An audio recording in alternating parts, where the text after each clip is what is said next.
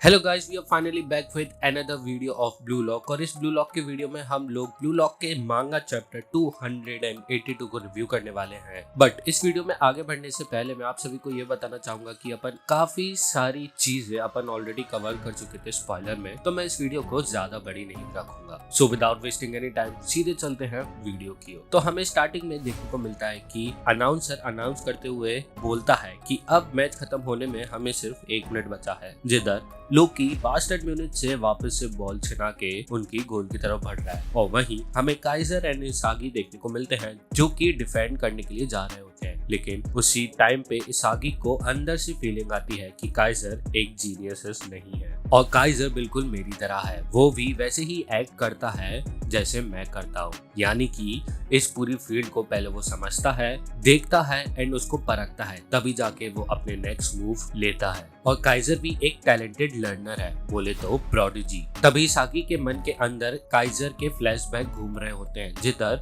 उसको ये समझ में आता है कि काइजर ने अभी तक जो कुछ भी बोला है और जो कुछ भी एक्शन लिया है और जो कुछ भी उसने मूव लिए हैं गेम के दौरान, उन सभी मूव्स के पीछे रीजन एंड लॉजिक था। और वो आगे ये भी बताता है कि जब काइजर ने काइजर इम्पैक्ट किक मारी थी, जो कि काफी ज्यादा खतरनाक किक है उसकी, तो उस टाइम पे भी उसने ये किक को इन्वेंट किया था। पहले उसने इस वेपन के बारे में सोचा, फिर उसको एग्जीक्यूट किया। तभी इसागी ये भी बोलता है कि वो बिल्कुल भी लोकी एंड रिन की तरह या फिर नोआ की तरह नहीं है।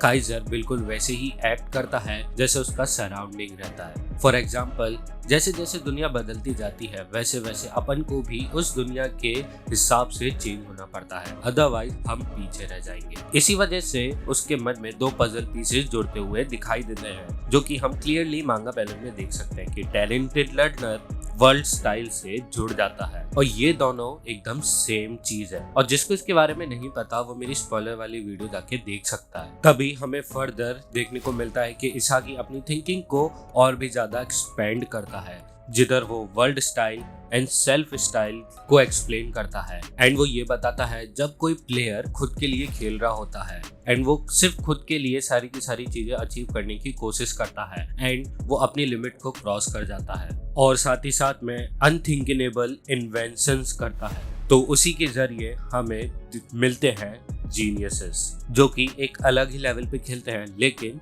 इंडिविजुअली खेलते हैं। और वहीं पर याद आते हैं हमारे वर्ल्ड स्टाइल, जिनको बाकी लोगों के हिसाब से घुल मिलना पड़ता है। जैसे कि इसागी एंड काइजर, पहले उनको अपनी फील्ड में आसपास देखना पड़ता है कि कैसा माहौल है और प्लेयर कैसे खेल रहे हैं, तभी उनको एक्शन लेना पड़ता है। तो ये सारी चीजें सोचने के बाद इसागी के मन में एक और चीज क्लिक होती है कि उसने अभी तक जितनी भी थ्योरी लगाई है वो सारी की सारी सही है और उसको अब पता लग गया है जो कि ये दुनिया है वो सिर्फ जीनियसेस के अराउंड रिवॉल्व नहीं होती है। यानी कि सिर्फ वही नहीं है जो इस दुनिया को कंट्रोल कर सकते हैं, प्रोडिजी भी है जो इस दुनिया को कंट्रोल कर सकती है, बोले तो टैलेंटेड लर्नर्स। और वो आगे ये भी बताता है कि जीनियसेस तभी देखने को मिलते हैं जब उनके आसपास टैलेंटेड लर्नर्स हो और वो एक दूसरे को एडमायर करें और एक दूसरे के साथ कॉम्पीट करें। तभी इसागी आगे बोलता है तो इसी वजह से हम सभी का ईगो क्लैश होता है और मैं इस ब्लू लॉक के अंदर काफी ज्यादा इवॉल्व, और जैसे ही वो इवॉल्व वर्ड बोलता है वो वहीं पर ही रुक जाता है। एंड तभी वो ये बोलता है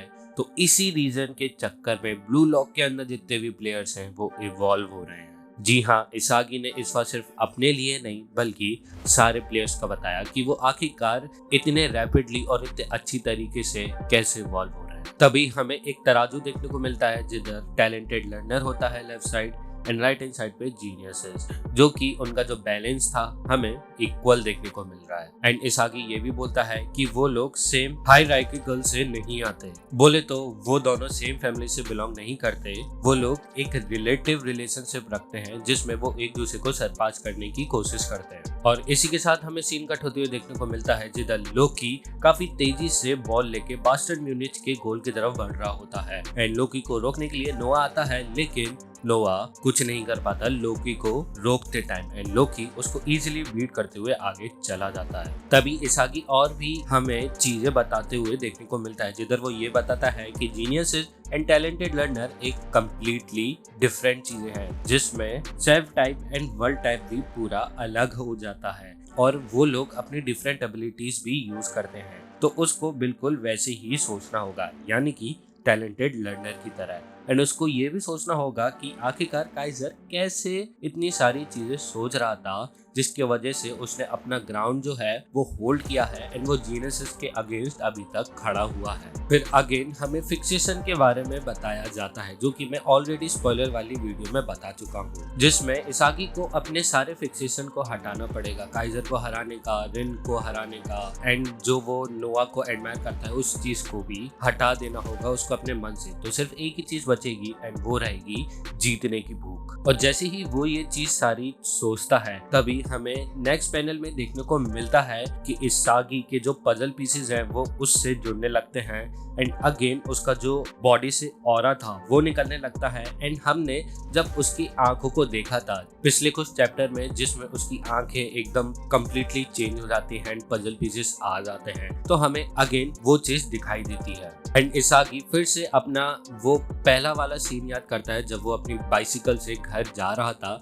एंड वो काफी ज्यादा रो रहा था। तभी बॉल पास हो जाती है रिन के पास एंड रिंग वर्सेस इगरासी होता है, जिधर रिन इजीली इगरासी को डिफीट कर देता है। तभी दो डिफेंडर और आते हैं रिन के सामने, लेकिन रिन उनको भी डिफीट कर देता है। तभी हम देखते हैं कि इसागी अचानक से रिन के सामने आ जाता है एंड अब फाइनल बैटल होने वाली है रिन वर्सेस इसागी की 1v1, जिधर हमें ऑलरेडी पता है कि रिन काफी ज्यादा खतरनाक खेल रहा है और वहीं अभी दूसरी तरफ इसागी जस्ट न्यूली इवॉल्व हुआ है। और लास्ट पैनल में हमें एक और चीज देखने को मिल रही है इसागी के अंदर, कि उसके जो काले बाल थे अब वो कम्प्लीटली वाइट टर्न हो गए हैं और हमें दोनों प्लेयर इवॉल्व होते हुए देखने को मिलते हैं, यानी कि उनका ऑरा जो है वो बाहर आने लगता है। रिन के कांटे उसकी पीठ से बाहर आने लगते हैं एंड इसागी पूरा कम्प्लीटली चेंज हो चुका था, उसकी आंखें और उसके बाल भी, और उसका ऑरा भी जो है वो अब हमें कम्प्लीटली अलग देखने को मिल रहा है। एंड लास्ट में इसागी बोलता भी है, let's go, time to face the